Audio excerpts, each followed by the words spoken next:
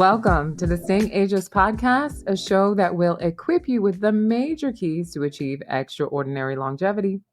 This is your girl, Esosa E. I'm also known as Raw Girl. I'm a certified nutrition specialist and board certified coach. And today on the show, we're going to be talking about the benefits of having a midwife during pregnancy. To get this longevity party started, we are going to be chatting with our expert for today, Tamara Gondre, a naturopathic doctor, former midwife, who also sees our pregnant and hormonal balancing clients at Staying Ageless Coaching. Can't wait for y'all to hear her and to meet her.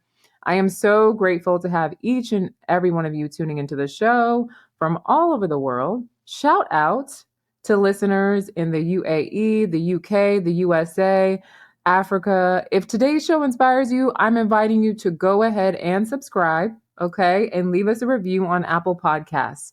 It means the world to me to get feedback. So any reviews are much appreciated. All right, y'all, before we get into the next segment, let me tell you about the supplement that turned my one white hair in the middle of my head back to its original color. Y'all know I'm always on the hunt for the next best natural way to slow aging and to boost vitality, but I don't like gimmicks. I like the real deal. Well, let me put you on to one of my favorite longevity secrets. Spermidine. Y'all, spermidine is the truth. It's a powerhouse plant compound that supports cellular renewal, mitochondrial function, and longevity. Basically, it helps keep your body feeling youthful from the inside out. And the best way to get it is Primeadine. Primeadine is a premium, high-quality spermidine supplement. It comes in both regular and gluten-free options. I always get the gluten-free option because I'm sensitive. And so here's the exciting part. We are giving away one free bottle to a lucky listener in season 10. Okay, all you have to do is email support@therawgirl.com. If you don't want to wait, you can grab yours at oxfordhealthspan.com and use my code RAWGIRL15 for 15% off. But don't sleep on this, y'all. Your cells will thank you. What you want to do if you are interested in getting that free bottle is email support@therawgirl.com. Tell her the top 3 podcast episodes that are your favorite. Tell us how this podcast has changed your life, and we will make sure that you get that bottle, or at least you're in the running to get that bottle. We're going to rank basically all the answers that come in and decide on who's going to be the winner by the end of this season. So I hope that's you.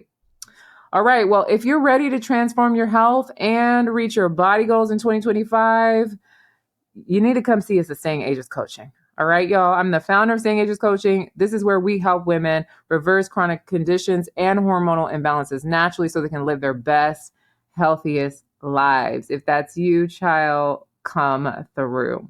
Whether you're looking to lose stubborn weight, heal chronic conditions, or simply level up your health, we now offer personalized wellness coaching tailored just for you. Our expert team will help you tackle diet hurdles, boost your energy, and create lasting lifestyle changes.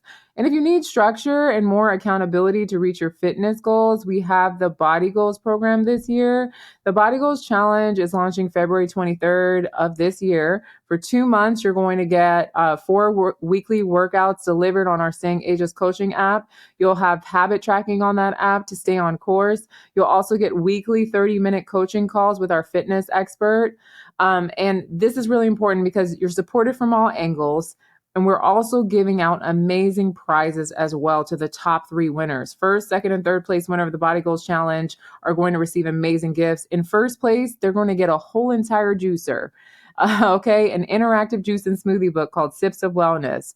2 bottles of Primeadine, so you get that spermidine in there, and a True Moringa Glow Up gift set. Okay. Last but not least, if you are a woman struggling with horrible periods, fibroids, endo, PCOS, infertility, or any other perimenopausal, menopausal symptoms, in my Hormone Balancing Academy, me and my team can help you approach any hormonal challenge that you're facing from a holistic perspective. Don't take my word for it. Go to our website, stayingagelesscoaching.com, and see the countless testimonials of women whose fibroids have shrunk, women who have reversed symptoms of PCOS, endometriosis, heavy bleeding, and even succeeded in getting pregnant after years of struggling with infertility. If you or someone you know are interested in reaching your hormonal health goals with support this year, visit stayingagescoaching.com to sign up for a free 20-minute call and chat with a member of our team. We are looking forward to helping you live your best, healthiest life in 2025. All right, who's ready to get straight to the guest?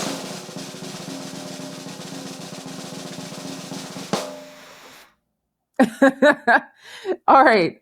So today's guest is Staying Ages Coaching's very own Dr. Tamara Gondre. She is a naturopathic doctor and wellness coach.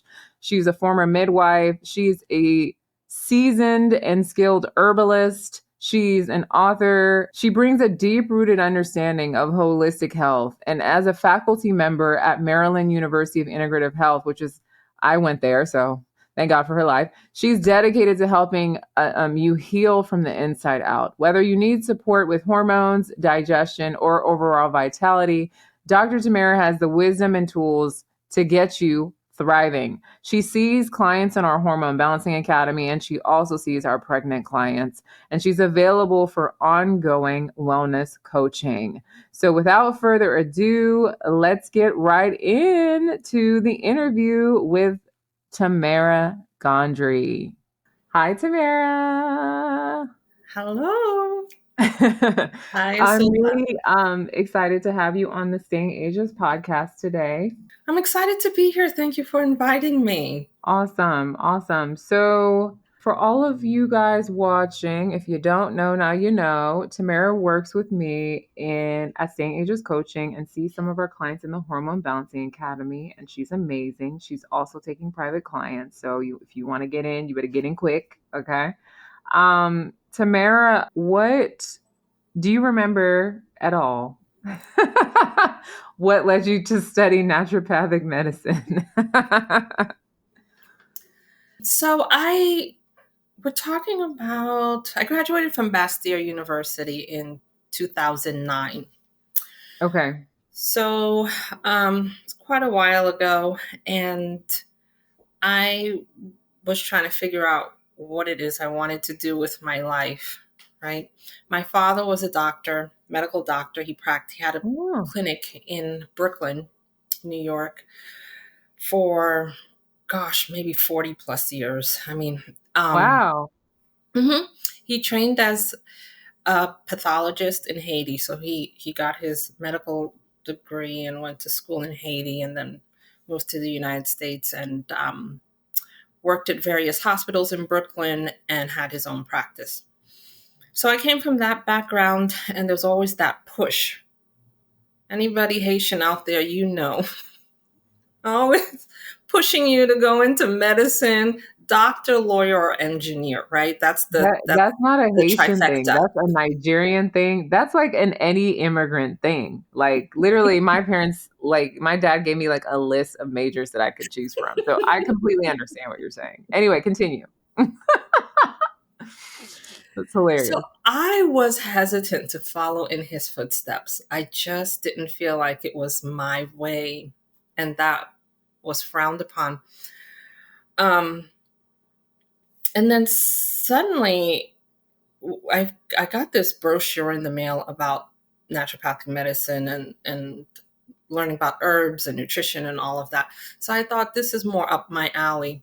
Um, and so that's pretty much how I went in that direction. And so my family background, since I'm first generation here, it made sense to me because all we used pretty much was herbs and food. I mean, he Right. was a doctor, but he wasn't bringing home medicine. And you had a cold, you had a flu. I mean, you had to deal with it. My mom took care of it. He didn't mess around with that. And so yeah, that's pretty much how it happened. Wow, that's so interesting. That's so interesting. I didn't know that about your dad. That's really cool, actually. Um, so then what led to the focus on like what led to the midwife thing and also just like the it seems like you're very also focused on herbs. Like you have a specialty in that as well. So what led you to go that route, those routes? So with the midwifery, I love working with my hands. If I anything hands on, I'm in. And so when I was studying, a lot of the head stuff was fine, but I really wanted to get in there and do something hands on. And so Mm, when midwifery came was an option, I was like, I want to try that. But mm, background to that, um, so my dad's mother died when she was really young, mm, in her 30s or so. And what happened was he was the eldest of 9 children, mm-hmm, and she died while she was pregnant. mm-hmm, And the midwife, so all of the other children were born from the midwife. She had a midwife. And so I might mix the story up a little bit, but what happened essentially was that the community blamed the midwife for her death. My dad oh didn't. no. He, but they did because they found the midwife with her, and the baby was dead. My grandmother was dead. They blamed the midwife, and so they ended up stoning. The community got together and they stoned her to death. Oh my God. There was this kind of, I mean, I heard about this story when I was young, and so to me, it was kind of like a healing thing that happened, that I to bring this kind of back full circle, to Wow. get into midwifery and to kind of bring some kind of healing to that side of my family, Right. you know. And I enjoyed doing it and I enjoyed learning it. But it wasn't something that I continued with because of the lifestyle. It was rough. It was rough, Mm, being on mm. call. And by the time I got pregnant, I was just like, look, I can't wake up at all hours of the morning Right, and do right. that kind of thing. And then I thought I would go back into it after I had my son, but then I was like, no, I don't have the time. But Got it. enjoyed it quite a bit and learned a lot. And so that's how I got into that's what piqued my interest with the midwifery, you know? Wow, that is really intense. Yes. Wow, My wow. family's intense. So, what do you think about midwifery the average person just doesn't understand? I think a lot of people think it's like you go and you have your baby out in the yard somewhere, and some woman comes with herbs and whatever, and it's not like that. Right, right. It's progressed a lot, where there's a lot of intake, and it's usually, if you're working with a licensed midwives, there's different types. So there's certified midwives and licensed midwives. There's a really thorough intake that they do, and they only will treat women who are they're considered normal, healthy. Then they don't have like pre-existing conditions, something that Right. would affect baby or a mother. Um, And so, and generally, the practice is of midwifery is not that different from an OBGYN, except they take more time. You know, Yeah. they take more time to get to know you, what you want, what kind of birth experience you want to have. Um, and they take really good care of mom. Mm, There's not a lot of interference. They don't use a lot of herbs. They don't use a lot of medicine if they need to. Every practice is different. mm-hmm. And so, but you get your regular checkups like you would normally. It's like going into a practice. And so, and they're very, from the midwives that I worked with and know, they were very conservative. So if Hmm. anything was off, they transfer, Mm, make the referral to the OBGYN. So there's not like a high mm, risk thing, you know. It's a mm. constant monitoring, making sure that mom is well, baby's doing well. And if they're not, it's a transfer. So, And the midwife can also deliver the child, right? I mean, absolutely. all of them are qualified to do that. So they transfer to OBGYN when there's a risk that it feels like it could require medical intervention or okay. They do. Let's say for all of a sudden a woman develops high blood pressure and they can't control it, or Right. something like that. So yeah, they'll Okay. transfer. Okay, I Um, see. mhm. That's They so won't interesting. risk it. So the thing about midwifery, I don't know if this is true with OBs too, but with midwifery, with midwives, I don't know if a lot of people know this, but the woman is the client. So we tend to think that the woman is pregnant, there's baby, and so the midwife is going to take care of baby and do whatever she can to make sure that the woman has a healthy pregnancy, birth, and everything. And that is true. But the woman is the client, she's the patient. So Mhm.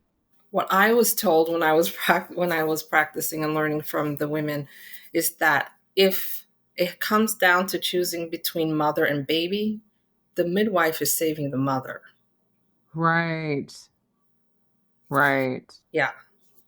So, Do you that's know what it is in medicine? Does I think it's interesting because I feel like medicine tries to save the baby a lot or ask people which one.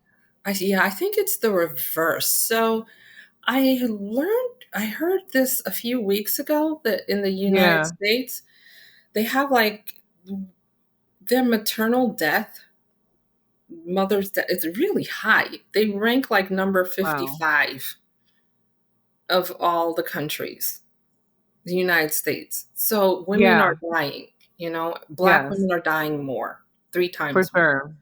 For So sure. I do think it's reverse. I think OB and hospital will get the baby out. I do think they I think so ask. too. Yeah. The midwives are reversed. They Wow. try to save mom. They try to save mom. Another nerdy question that just randomly came to mind. Okay. You can totally tell me you don't know, but I feel like so, somebody I was on a call with a potential client the other day and she was like, I just really, really don't want to get a C-section. And she was going in about how like I don't understand why everyone is getting C-sections. And I said to her, well, I feel like, what's happened now is that medical professionals at the slight of anything happening with the child, because they don't have the nuance to know how do I turn the child around or how do I do this, they just cut the women open and it's just easier and it's also a surgery, so I don't know if there's money involved, but there's just like there's a lot of stuff that that seems that it just always ends up in C-section. So when it comes to midwifery, is there like I feel like there are a bunch of techniques that there's an understanding of how to handle different things before it gets to that point, or am I wrong? You're right. You're Praise right. him. So, um, and again, it depends on the midwife and how skilled Mhm, she is, mhm, how much experience she's had. Some mhm, mhm, women, if anything is off, they'll transfer. They'll call the ambulance, mm, go. And other women, um, they know how to handle certain situations. Like for instance, personally with my son, he was labor. I labored for about 30 hours. mhm, And it seemed like at first that the labor was going quick and it was moving quick and then it kind of stopped. But what happened was his head was tilted. It was, and so he wasn't putting the pressure on the cervix like he needed to. mm, And midwife didn't know that, didn't realize that because they don't check a lot. They don't, when a woman is in labor, they don't want to check. Women, couples, the husband, partner usually will constantly want the midwives to check. I've noticed this over and over again. They're like, aren't you going to check? Aren't you going to check? And the thing is, if you keep checking, you're increasing the risk of introducing like bacteria or something into that right, area. So you don't want to keep checking. You'll check something, right, check blood pressure, you'll check for fetal movement, but right. You don't want to keep checking vaginally to see what's going on. So she Right. didn't check, and his head was like this.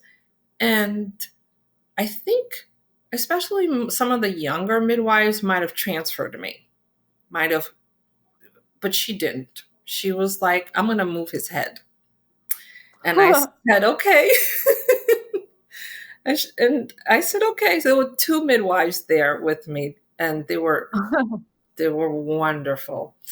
And so she went in there and she moved his head. And it was more painful than delivery itself. It was Wow. excruciatingly painful. But she Okay. had to do it. And she Yeah. talked to me. She was like, this is what I'm doing. This is how I'm doing. I feel baby's head and I'm moving it over to where it needs to be. You And see? Hmm. she did. And the moment she did Esosa, I think it was 10 to 15 minutes later, he was out. Wow. You see, this is what I'm talking about. I know that there's finesse that is missing from OBGYN. They Mm-hmm. don't know any of this. They're not going to go in your vajayjay and move his head. They're just going to cut you open. They That's all just they're going to do. open. That's all. So you need an old school midwife, basically. Oh God. Like when I've interviewed doulas on this show, midwives on this show, but like I think it's so interesting because I feel like doulas are awesome too, but it's a different role. It's a different. It can be a different thing. And I almost feel like I need both of them. Like I need all of y'all. All of y'all need Yes, to be I, on the I payroll. wanted, I didn't have a doula. I was only expecting to have the midwife that I was studied under, and then she would Okay. have an assistant. But Okay. her assistant couldn't make it. Okay. So she ended up calling a colleague of her, another midwife who I knew as a friend. She was from Nigeria, and she Okay. awesome too. This was in Seattle, and she was on the road to Portland, Oregon. And she was like, look, I'm by myself here and Tamara's in labor. I need your help. So she turns around and Wow. 2 hours back to Seattle, missed the conference and everything. And they were wonderful. They were just Wow. amazing. But those two women, they knew what they were doing, right? That's the thing. They knew what That's they the were thing. doing. And I do I think that's remember what's one so time working with, we had a woman and we transferred her. I don't remember why. But when we were at the hospital, the OB didn't know how to. It was too late. She was too far along for C-section, mhm. and they didn't know Mhm. how to deliver the baby. So the midwife had to go in the room and deliver the baby for them. Wow. That's how What? bad it is. Yeah, What do you she had to mean? go in there and show them how to do it. But wait, but isn't that what they're supposed to be doing? I'm so confused. They don't know how to do. They don't. Their vaginal births are not their thing. A lot of times they're recommending Wow. C-section because that's what they Because they know how to do don't know best. how They're to do. surgeons. This was They're my surgeons. this was my this you just hit the nail on the head. Because when that woman was saying that, and I was trying to explain to her what my hunch was, because what I always learn these things by talking to practitioners. Like when you actually talk to, like it was so interesting to finally talk to an OBGYN who admitted that a lot of people don't know how to do finesse of myomectomy. So that's why they're recommending hysterectomies. It's the same thing that you just said, where it's like, okay, the OB/GYN doesn't even actually know how to get the baby out vaginally. So they're like, oh, sorry, you got to get a C-section. And you're thinking it's an emergency. And then obviously it's compromising the child's microbiome and all of these different things that doesn't need to actually happen unless it's actually medically necessary, Mm-hmm. just because they can't do it and they don't have enough This is it's wild stuff, Tamara. I'm tired Yes. of this. I'm really tired. You really have to. I feel like a major takeaway for anybody listening, I really feel like just educating yourself is so important. I feel like as a practitioner, even me myself, I feel like I have a one up on a lot of things because I'm a practitioner. But if I wasn't, I feel like I would be just lost as to what is happening. You have to ask a lot of questions. People don't want to answer your questions. They actually act very self-important, or they get upset. Their ego gets bruised when you ask them questions. It's like, Mhm. sir, have you ever performed a vaginal birth? You might need to ask that question to some people. I'm Yes. serious. Yes. I'm being funny, Yes. but I'm serious. Yes. Yes. Oh You, God. yeah. So I went to when my sister was pregnant with her baby, she was laboring at home for quite a bit. Um, and then I told her, okay, I think you got to go to the hospital now. And she did. It was her second child. And when she got there, they checked her. But again, they didn't realize how far along she was. I wasn't with her. She went with her husband. And um, she kept telling them, the baby's coming, the baby's coming. And they're like getting paperwork together. And they're like, yes, yes, yes. And as she's talking to the nurse, her baby girl just came out, dropped on the floor, Esosa, on the floor. It was Are on the you floor. kidding me? And she called the doctor. Everyone called the doctor, and it it was terrible. Is her And child it's like, okay? she's okay now. She's okay. They were afraid that she might have some kind of cranial issue. Because, yeah, to drop on the floor like that. Yeah, but Like, what an she's entrance okay. into the world. It's like, plop. It's like, oh my God. Yeah. So I don't know how they're training them, but Wow. you get there, you find out that it was her actually her third child, and it's like they should know that, especially after you have your first child, things move quicker.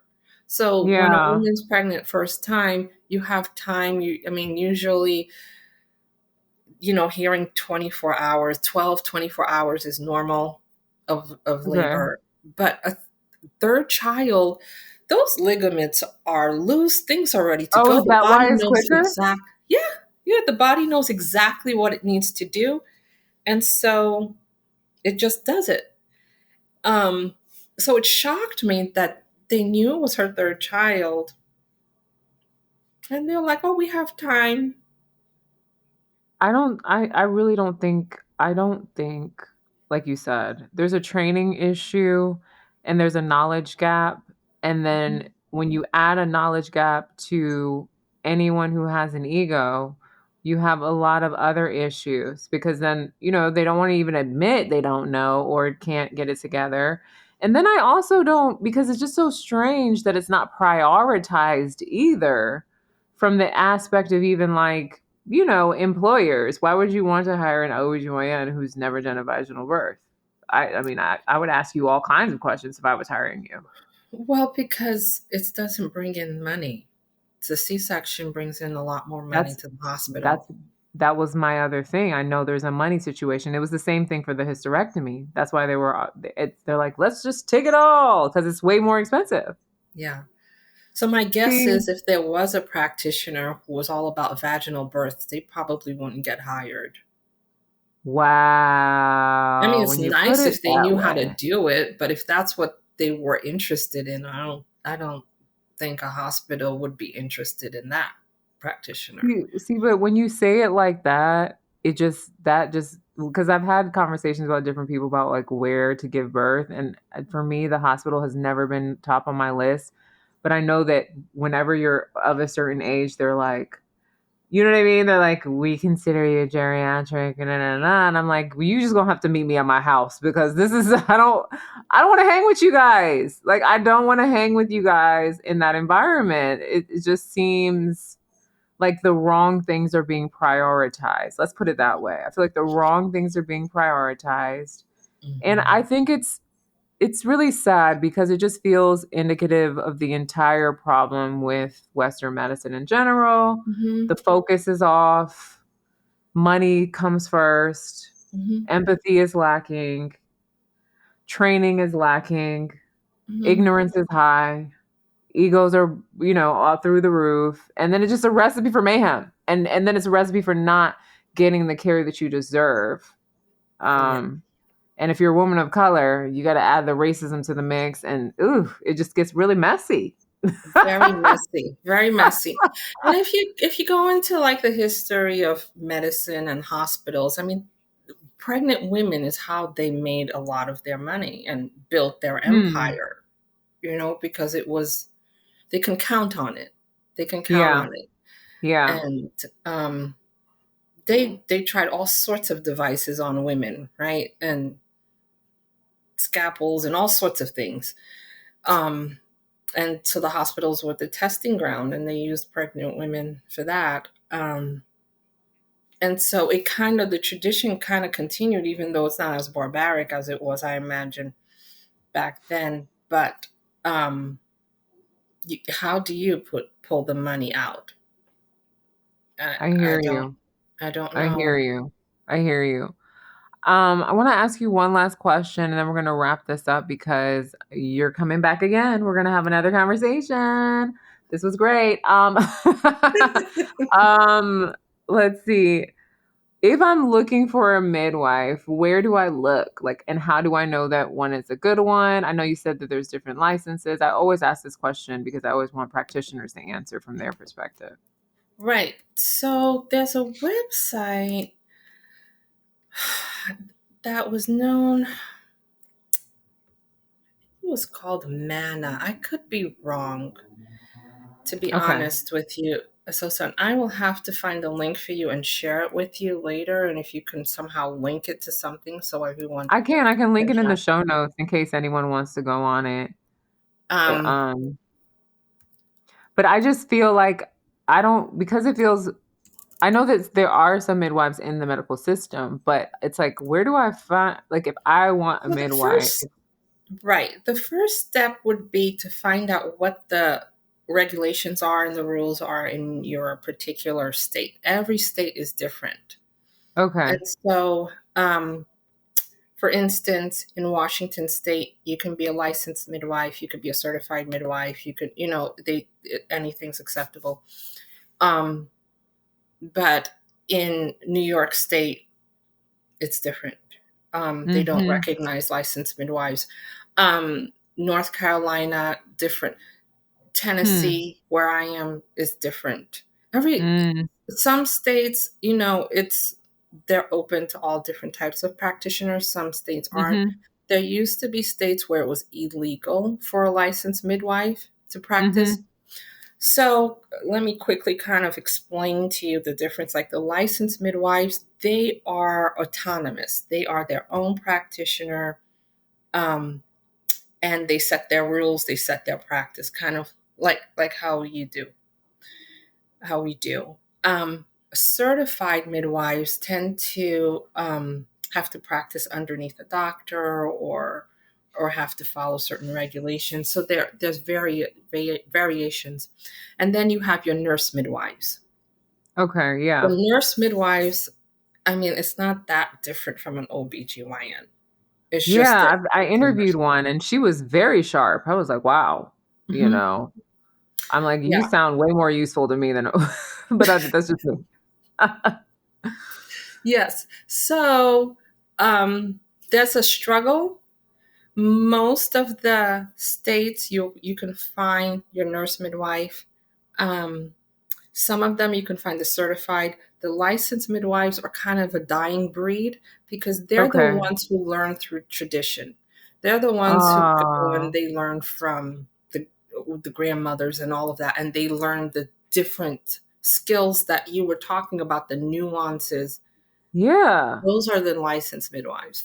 You're not going to find them everywhere. Wow. And so the Wow. first step would be to figure out what your state allows and what they don't. Some states allow Right. you to have your baby at home. Some states they don't. It's like you have to be at a birth Wow. center or a hospital. It's so Um, interesting because I know that in Africa there's a ton of quote unquote midwives that aren't there's no license.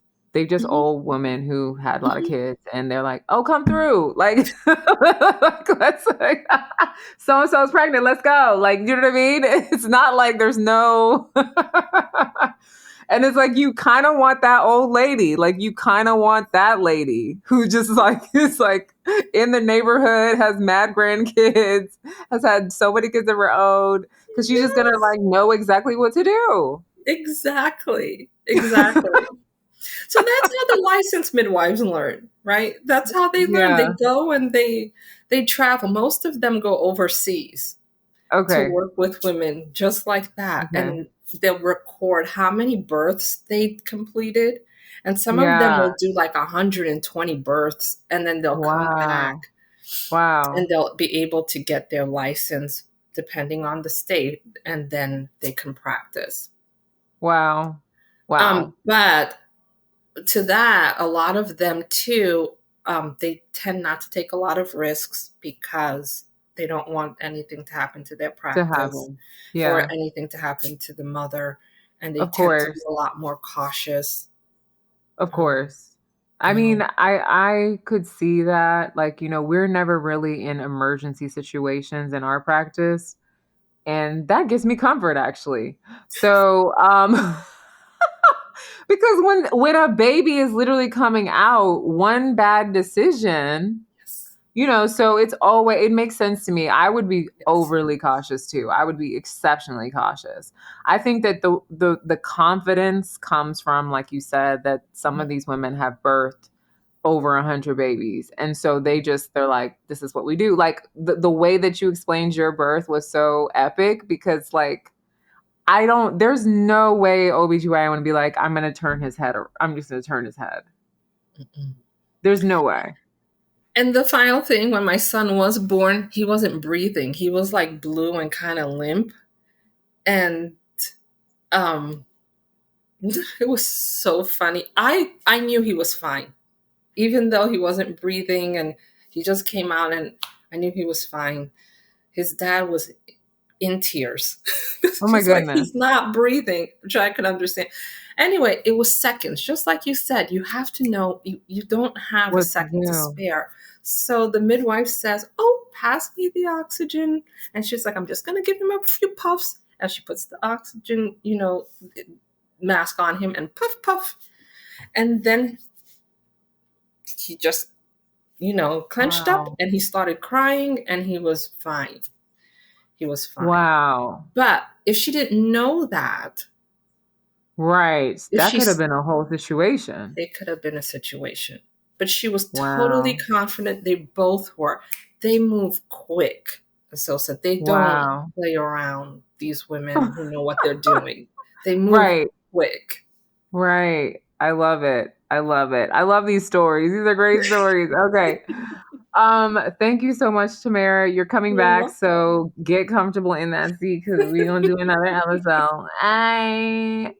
Um, anyone who wants to work with Tamara, please sign up for a free call with us at Staying Ages Coaching. And if you're interested in working with her as a private client, we can talk about that.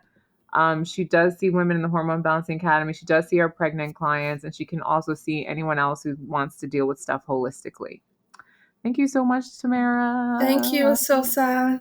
All right, all right. It is time to wrap up today's episode. I really hope that this conversation shed some light on the incredible benefits of having a midwife during pregnancy and birth.